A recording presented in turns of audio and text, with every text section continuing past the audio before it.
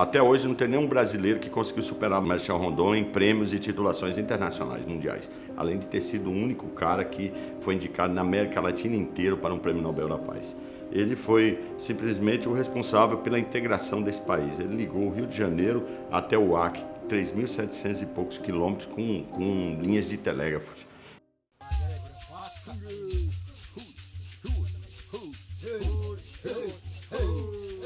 Um dos homens mais extraordinários que o Brasil já produziu, nasceu no coração do país, na localidade de Mimoso, no Pantanal Norte Mato-Grossense, em maio de 1865.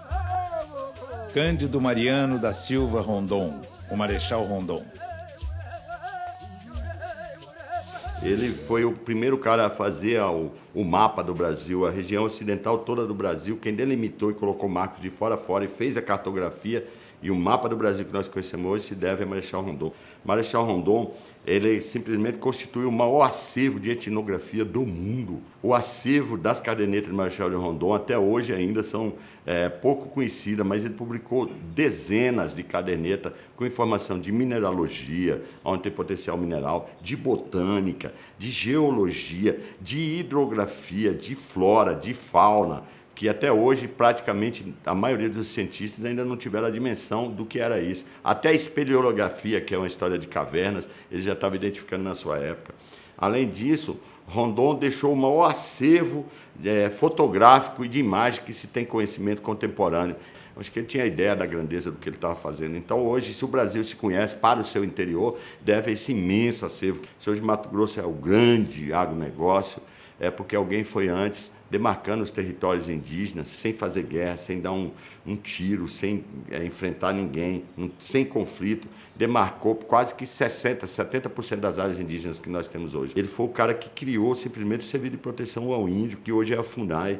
Foi o primeiro cara que trouxe a política pública para proteger os índios.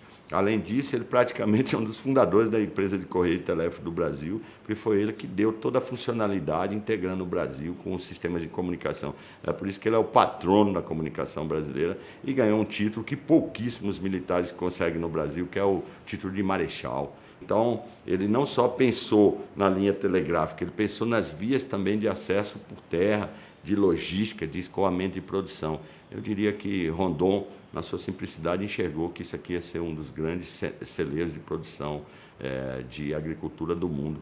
E ele facilitou muito isso, trazendo os primeiros meios de comunicação para que as pessoas se estabelecessem na selva.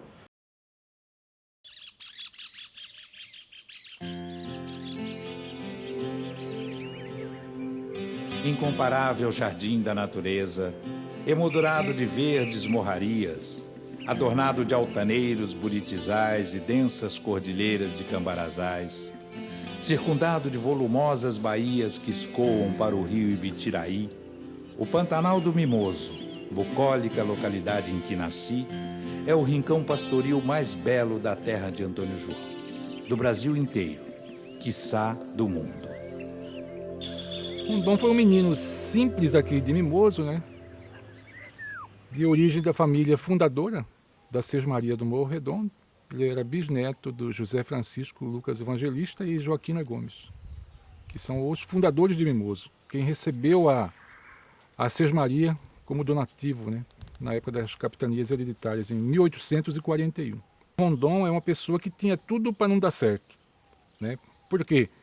Perdeu o pai cedo, né? A mãe estava gestante de 6 meses, perdeu o pai. Aí nasceu a criança, aos 2 anos perdeu a mãe. Então aqui não tinha escola, não tinha estrada, não tinha acesso, quer dizer, tinha tudo uma pessoa para se transformar num simples vaqueiro, né? Não desmerecendo. Aos 7 anos subiu para Cuiabá com o tio, né? Irmão do pai, no caso, que foi morar lá no bairro do Porto, em Cuiabá, né? Dos 7 aos 16 anos estudou em Cuiabá, né? Começou na escola do mestre Chico, depois estudou no Liceu Cuiabano. Aí, em seguida ele queria estudar, né? Ele queria ser alguém na vida, né? Ele queria ter faculdade, né? Ele queria ter curso superior. E lá em Cuiabá não tinha jeito na época, né? Então o tio mesmo recomendou: assenta como praça, né? Tipo assim, alista no exército lá em Cuiabá, né? E depois você vai fazer o concurso no Rio de Janeiro. Então ele terminou o curso de magistério no Liceu Cuiabano, né, com técnico magistério, assentou praça lá em Cuiabá, foi para o Rio de Janeiro, fez o exame, passou em primeiro lugar na escola militar, né? Cursou, tornou-se engenheiro militar e professor de ciências naturais e matemática. E aí começou a trajetória do Alexandre Rondon, né? Então, como que alguém sai daqui no Rio Cuiabá, pegando um navio a vapor, com 3 meses de viagem, passa em Assunção, passa em Buenos Aires, pega o Oceano Atlântico, vai para o Rio de Janeiro, a capital, um homem simples, humilde, sem dinheiro, chega lá na cidade grande, imagina, se hoje já é difícil, imagina isso há 100, 200 anos atrás, 100 anos atrás, era algo impensável, e de repente ele consegue se engajar na fileira do exército, e lá ele se torna um grande militar, e vai ascendendo na carreira. Ele conseguiu tanto destaque que ele chegou a ser aluno do Benjamin Constant, que é um dos caras que idealizou a República Brasileira. Ele estava junto na construção do processo de proclamação da República Brasileira. Ele estava lá quando definiram o mote ordem e progresso. Nada mais define Rondon do que esse pensamento positivista. A igreja positivista no Rio de Janeiro definia isso, e ele era um defensor do positivismo, que a ideia do progresso era o quê? Se você levar a estrutura mínima para o cidadão se desenvolver, que é a comunicação, a logística e a presença militar, só tem a desenvolver o país a partir da ordem e a disciplina. Então, quando se definiu esse dístico que está na bandeira ordem e progresso, lá tinha um mato-grossense, um mimosiano participando dessa conversa. Então, na época, né, o Brasil era a República estava recém-criada, em 1889, né? Então, e o Brasil precisava ligar o Brasil do litoral ao Brasil dos sertões, né? Porque só vinha até Goiás, atualmente Goiás, né? Até Goiás, do Rio de Janeiro, capital, até Goiás tinha linha telegráfica. Mas dali para o norte, quer dizer, Mato Grosso, região norte, que não tinha, era isolado. E a República, né, preocupava-se com a vizinhança, porque talvez poderiam, né, apossar de áreas do Brasil, então aí acharam importantíssima levar essa linha telegráfica até no Amazonas, né? E aí escalaram o Gomes Carneiro, que depois ficou impossibilitado, e designou o Cândido Mariano da Silva Rondon, né, para fazer esse trabalho. E ele concluiu. Então, o primeiro projeto dele foi para o sul, ligando Corumbá com Cuiabá, através de linhas telegráficas. E depois ele fez um outro projeto, quando, a pedido do presidente da República na época, o Afonso Pena, ele fez uma outra linha que foi até o Amazonas, que ele criou a comissão, né? A comissão Rondon, justamente. E nessa comissão Rondon, o que aconteceu? O cinema tinha nascido nesse começo desse século, certo? E o Rondon sempre usou o Luiz Leduc, que era o fotógrafo, certo? Todo o trabalho dele foi registrado através de fotografias, com o Luiz Leduc. Mas aí, nesse momento que ele monta a Comissão Rondon aqui em Cuiabá, né? Que ele ia levar essas linhas até o Amazonas, ele soube da invenção do cinema. O que aconteceu? Ele mandou um auxiliar dele, que era o Thomas Reis, o major Thomas Reis, à Inglaterra aprender cinema, e de lá ele trouxe uma câmera cinematográfica de madeira, certo? E daí para frente, tudo dele foi registrado através de cinema. Então foi o Rondon que trouxe o cinema aqui em 1910, né? Nessa época, e ele registrou a chegada dele com os índios, principalmente os Bororos, né? Ele faz o primeiro filme, esse encontro com os Bororos, com os Nhambiquaras, tudo foi gravado através de cinema. É cinema mudo, mas até hoje está aí os filmes, né? Em 8 anos, entre 1907 e 1915, Rondon inaugurou 25 estações telegráficas e construiu 2.268 quilômetros de linhas, das quais 1.500 em terras desconhecidas. Catalogou cerca de 24 mil exemplares de botânica, zoologia, mineralogia e geologia. Determinou mais de 200 coordenadas geográficas e travou contato com 65 tribos indígenas. E aí, quando ele levava essa linha mais ou menos ali numa certa distância, ele notou que os seringueiros estavam abatendo os índios, porque os seringueiros eram financiados pelos ingleses, pelos americanos, e eles estavam fornecendo a Winchester de 15 tiros para os seringalistas, né? E os seringalistas estavam matando os índios, certo? Ele para o serviço dele, ele volta para o Rio de Janeiro, lá ele entrou com a petição para se criar o Serviço de Proteção ao Índio, que hoje é a FUNAI. Então, isso aconteceu em 1913, né? A criação do Serviço de Proteção aos Índios, o Rondon que criou, que hoje nós temos a FUNAI. E ele, então, tem uma visão humanista, uma visão positivista das populações indígenas. E ele quer, então, trazer para essa região do Mato Grosso a civilização, claro, esse ideal todo da Europa, era a república que estava se constituindo, né, o Brasil como uma república, e o indígena como um elemento a ser incorporado dentro dessa nação brasileira. O Serviço de Proteção ao Índio, ele era um avanço no sentido de que antes o Brasil produzia guerra contra os índios, né? Ou catequizava, né, no sentido usando o trabalho de missionários. Com Rondon, a catequese ela é abolida porque religião era um problema, né? Mas civilizar o índio faz o mesmo papel. Você civiliza no sentido de trazer o índio para a civilização ocidental e faz dele um trabalhador útil à nação. O grande círculo de paz, se não tivesse definido a reserva, o limite, o território da terra indígena, esses índios estavam todos exterminados no contato com as frentes de colonização, porque havia guerra contra os índios, desde o processo de ocupação, tanto é que os índios paiaguás foram os primeiros que estavam aqui em Cuiabá, foram totalmente exterminados na Guerra Justa. Então as frentes de colonização exterminavam os índios. Quando ele chegava e botava o poder do Estado, que limitava o território e aldeava o indígena, ele estava dando a sobrevivência desses povos indígenas. Então não dá para falar que um cara desse jogou contra os índios, que ele fez mal à nação brasileira. Ele garantiu o direito ancestral de territorialidade dos povos indígenas e evitou que as frentes de colonização que vinham intensamente exterminassem todos esses povos, ou por doença, ou por ataque direto, ou por processo de exploração econômica. Então ele garantiu uma política pública para os brasileiros que estavam aqui, os originais, os nativos brasileiros. Ele achava injusto e dizia isso o tempo todo, aonde foi no mundo. Ele foi o primeiro, vamos dizer, grande brasileiro que foi percorrer o mundo para dizer como que deve se tratar os povos tradicionais.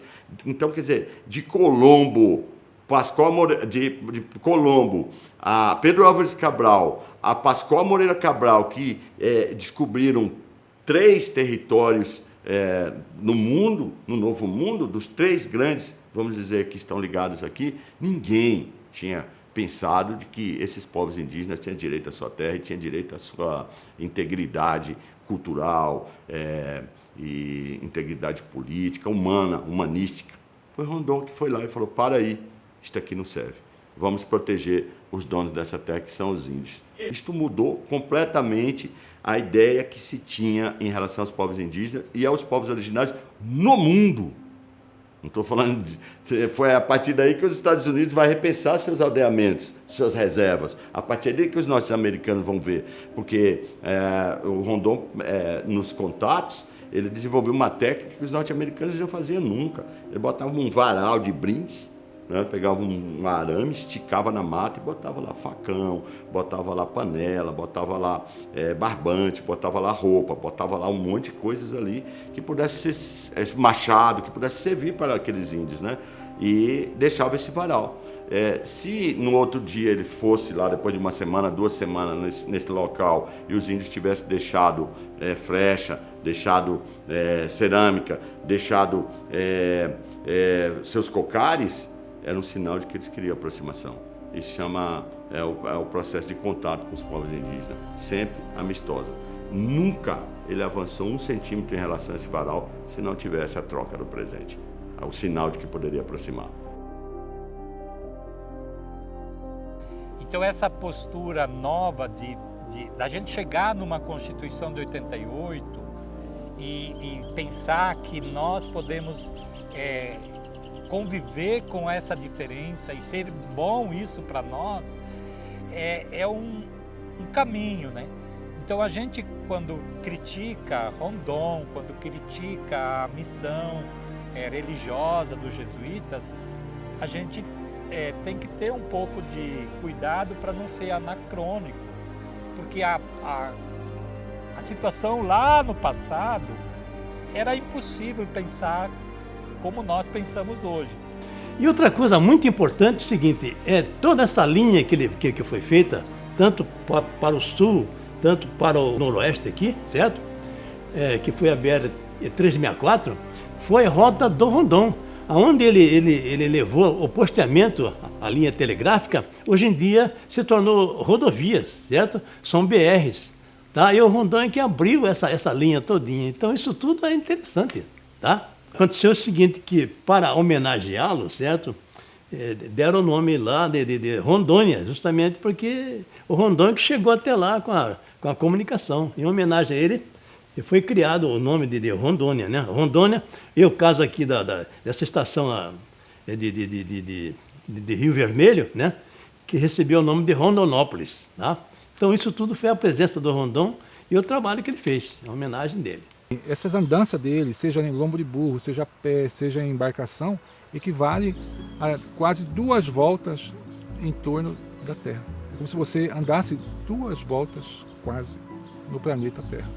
Acho que, sem dúvida, a indicação de Marechal Rondon para o Prêmio Nobel da Paz, que lhe rendeu a alcunha, o apelido de Marechal da Paz, é um marco muito importante para a América do Sul. Nenhum outro cidadão da América do Sul foi indicado a esse título, né? E foi indicado pelo próprio presidente dos Estados Unidos, né? Que o presidente Roosevelt tinha convivido com Rondon e viu a grandeza dele aqui. Ele ficou absolutamente chocado com o que ele encontrou. Roosevelt é a consagração de Marechal Rondon, né? Então, quando ele chegou aqui, que ele conheceu esse admirável mato-grossense, ele foi fazer uma expedição. O Rondon falou: não vamos fazer só uma caçada.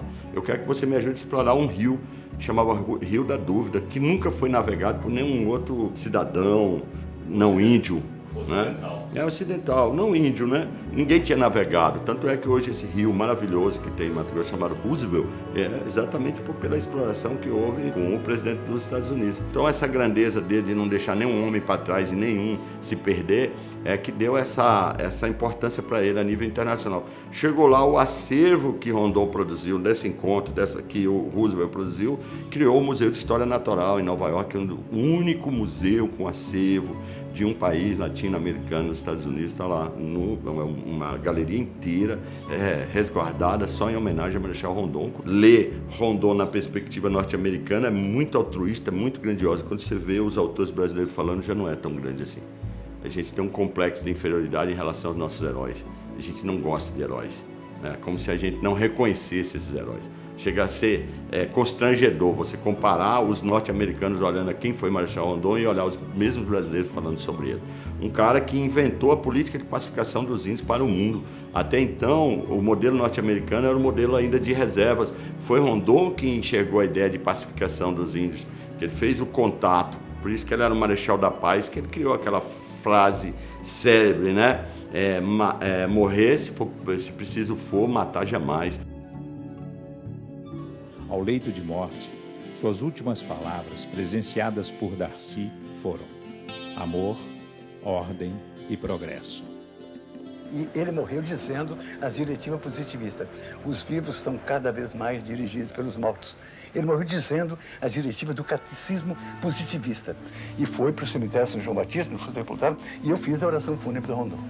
Se o Brasil nada devesse a Conte, que tamanha influência exerceu sobre o pensamento nacional, deveríamos acreditar, ao menos, o haver se conformado à luz dos princípios morais de sua filosofia, a mais rica, a mais coerente, a mais enérgica e a mais generosa personalidade jamais criada pelo povo brasileiro.